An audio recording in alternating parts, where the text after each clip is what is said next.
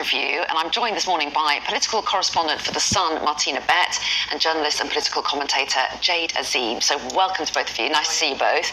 Quite a few stories around this morning in the papers. You're kicking us off, Martina, aren't you, with the Sunday Times splash, and this is about Boris Johnson visiting Venezuela. Yes, it's a very strange story. I must say, when I was going through the papers last night, this is not the one that I was expecting.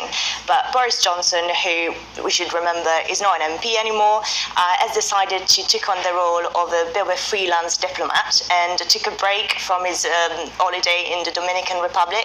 He was there with his family and went to Venezuela for 24 hours, took a private jet and to go and see Nicolas Maduro, who is the autocratic leader of Venezuela, who he once said that he was a despot.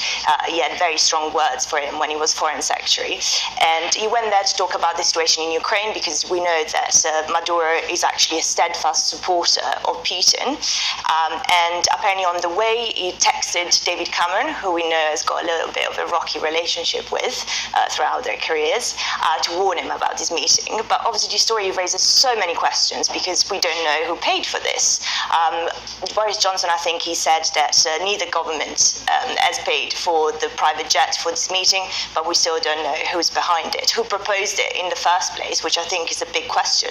And also, should have the foreign secretary been alerted a bit earlier, should have been told a bit earlier about what this meeting was going to be about. Yes, and it's slightly muddy, isn't it, whether he was freelancing or not, because Boris Johnson's spokespeople are saying that he met with officials with the active support of the Foreign Office, whereas the Foreign Office is saying that the visit was entirely in a personal capacity, which seem to be at odds with each other. I don't know if those two things can both be true, but there are questions, aren't there, about... There are questions, and obviously Johnson has continued speculative sort of ambitions within the party. No doubt Number 10 and ministers will be watching very closely.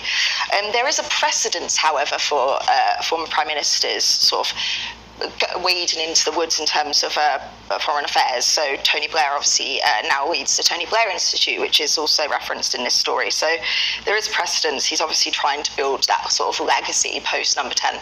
Well, yes, and of course David Cameron does that, but then in the role of Foreign Secretary as a former Prime Minister. And Jade, take us to another story on the front page of the Times before we move on from it, because they've done an interview with Rishi Sunak, haven't they, where he talks about tax and benefits.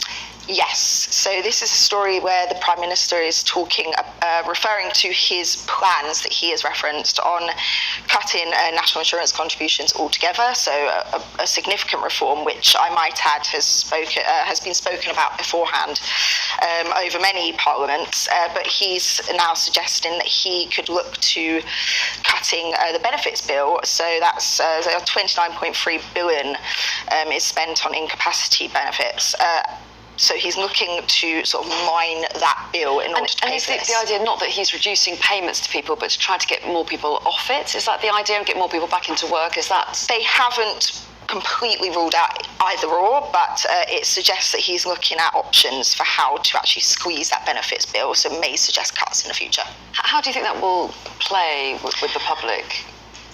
Well, I think with the public, I think Jade has actually got a little bit on a poll that shows that actually people would like to see the public services work better rather than tax cuts. But at the same time, I think on this squeeze to benefits, I think this is something that Labour and the Tories are pretty much on the same page. I was at a speech that Liz Kendall, the Shadow Work and Pension Secretary, did last week, and she basically said that under Labour there won't be a life on benefits for young people, for people that can actually work.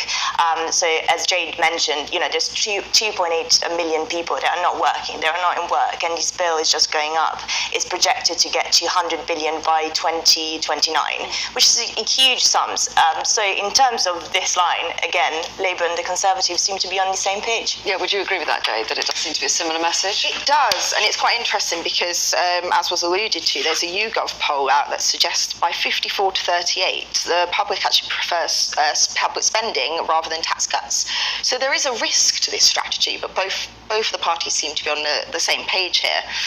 There's also an interesting second part of the story, which sort of feeds into election speculation. So the senior Tory officials are saying that they are looking to autumn time for the next election, rather than ruling out a May election, and also suggesting a second fiscal event and an autumn pre-autumn election. Yeah.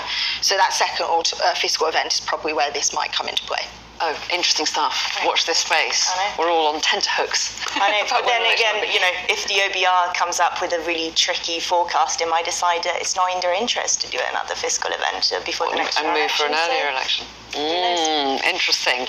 In the meantime, take us on to another story that's on a couple of the front pages, Martina. Yep. The front of the Telegraph, first of all, because they have got an interview with Michael Gove, the Community Secretary, about this new definition of extremism that's going to be announced this week. So what's he saying there? Yeah, so he's got his interview in the Sunday Telegraph. He says that people that go on pro-Palestinian marches risk rubbing shoulders with extremists. He says the government is going to set out more details about who's behind this protest, because he thinks that those organizations are extremists. And this comes ahead of some of the organisers. Of course, some of them. And he says that basically they risk, he pledged to expose these groups that he thinks subvert our democracy. And then he talks about these chants that have been a feature of pro-Palestinian marches, such as From the River to the Sea, which obviously we know is a controversial chant. And this comes ahead of the publication of this new definition of extremism that has already proved that probably won't go down without, would be quite tricky for him, because we read in the Observer that he leaves him open to legal challenges, and also we heard that Michael Gove wants to go ahead with this publication of the definition without going on to a public consultation about it.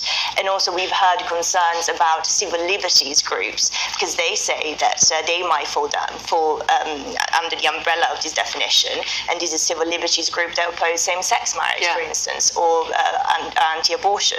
So it will be a few days, I think, of quite concerned. Do you think that's right, Jay? Do you think that this will the Observer's highlighting possible legal action, but do you think it will cause concerns, or will it be supported? Well, just briefly, if you can. There's legal action. There's also the political question, right? So this is going into an election. This, as a wedge issue, it poses questions for both sides of the aisle. So, for instance, the Palestine Solidarity Campaign is also supported by Labour MPs. So there are questions on both sides of the House as to how this will play out. And we don't know which bodies will actually be named. No, of course. Ultimately, there's some suggestions in the Observer, but they've not been confirmed. No. It's going to be an interesting week, isn't it? You're going to be both back in the next hour. Loads more stories around. Hopefully we can squeeze them in then. And top stories next.